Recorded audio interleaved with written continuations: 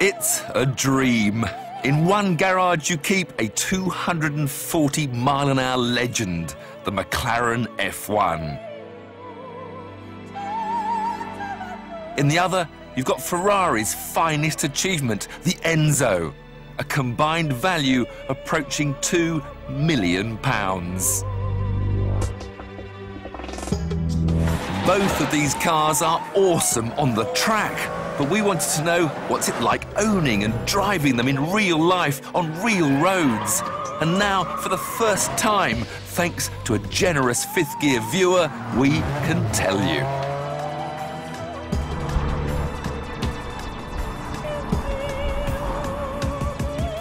Chris Palmer is a self-made man who sees these delicious supercars as investments as much as toys. Probably, for me, they're as good as it gets. The McLaren is probably a bigger adrenaline pump. The Enzo, if anything, is a little bit easier to drive. Insurance, running costs? I don't back horses, so it's a vice that can be cheaper than gambling. With the cars back-to-back, we'll be able to tell you which gives the biggest thrill, which is the most expensive to run, and which drives the best. Come on, this is our Enzo for a day.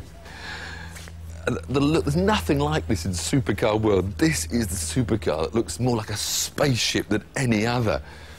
It's just stunning. And the closer you get, the more... I don't know, the more you want to open the door.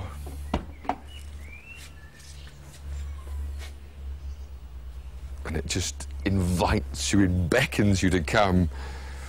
But the contrast is immediate from the stunning exterior to the almost basic functional interior.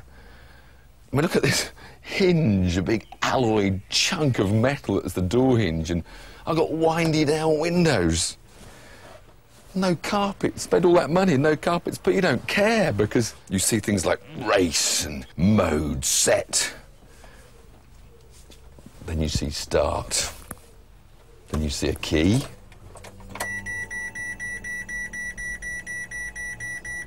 Lots of noises. Flip the paddles for N. And perhaps press the start button.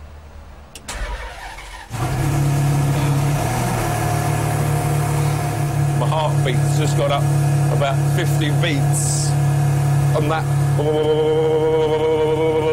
It's coming through the seat into my back and into my spine, tingling up into my brain. And I haven't even touched the throttle pedal yet.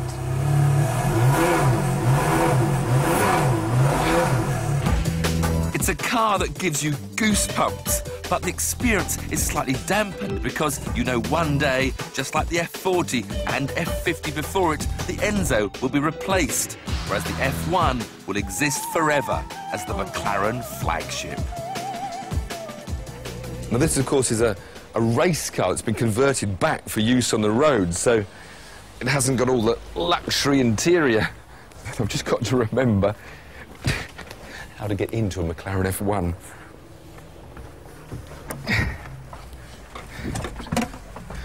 But once inside that brilliant driving position that Gordon Murray created, no beautiful dials in front of me, a race-spec dashboard, and this whole bank of carbon fibre surrounded switches.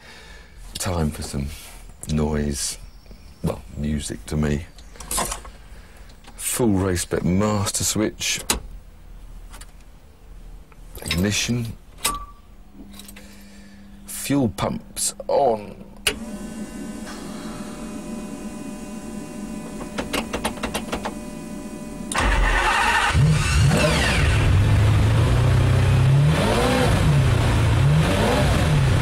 Now, stripped out for race spec, this car has lost like 300 kilos of weight, so it's lost all the sound deadening.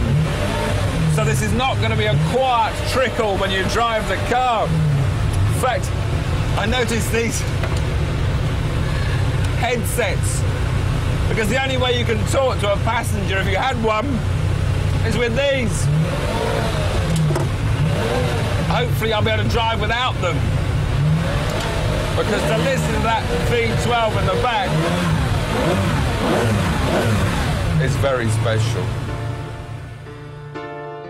Ferrari recommend the Enzo is serviced every 3,000 miles or 6 months, with the bill coming to between £2,000 and £3,000. A new set of tyres is about £1,000. A 6,000-mile service on a McLaren can cost, and are you sitting down, £30,000. Everything about an F1 is telephone numbers. Even a small tin of touch-up paint costs 75 quid. Then we come to the petrol station.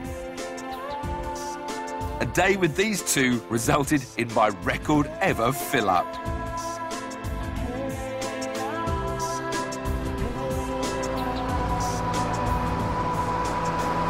Now, whereas the Enzo does about 15 miles to the gallon, with the McLaren, you're going to be stopping at these fuel stations a bit more often, because this car in this specification does about 6 miles to the gallon.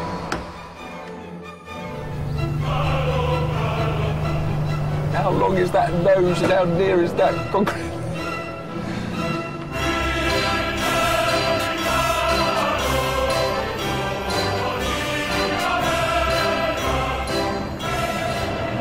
The funny thing is, I've now done some proper mileage at an Enzo, and it's nothing like what I thought it was. It's not an animal at all. It's calm, it's relaxed, it doesn't spur you on. It's a very pleasant cruiser.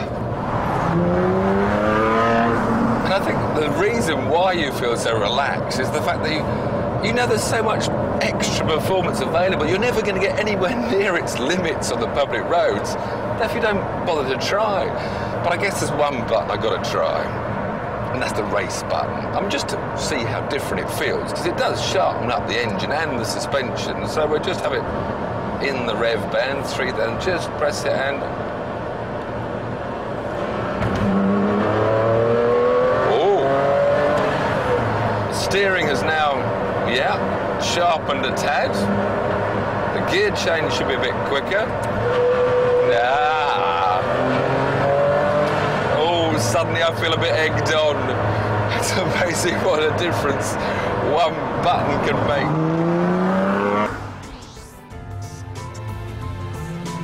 Oh my God, it's got no lock. It's got the racing rack, which is faster, and it's got no lock. Oh dear.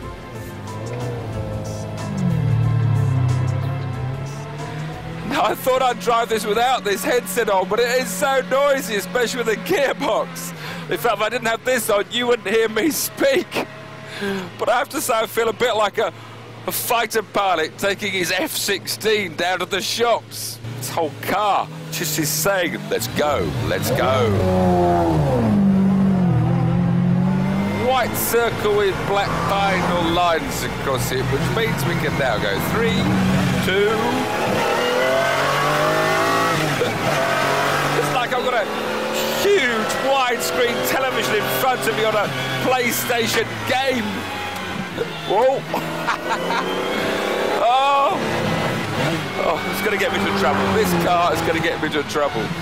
I think these headsets on, it makes me feel more like I'm in a racing car. I've got my crash helmet on, I'm in racing mode. I probably need to take them off in order to calm myself down, to listen to all the... to listen to all the noises of the car.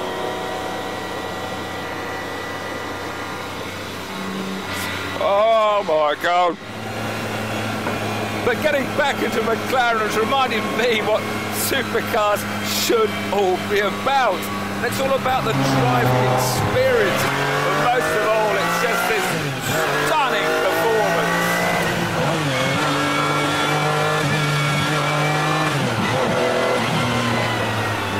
Because I'm sitting in the most exciting, I say this is the most exciting road car ever built. You're still the baby.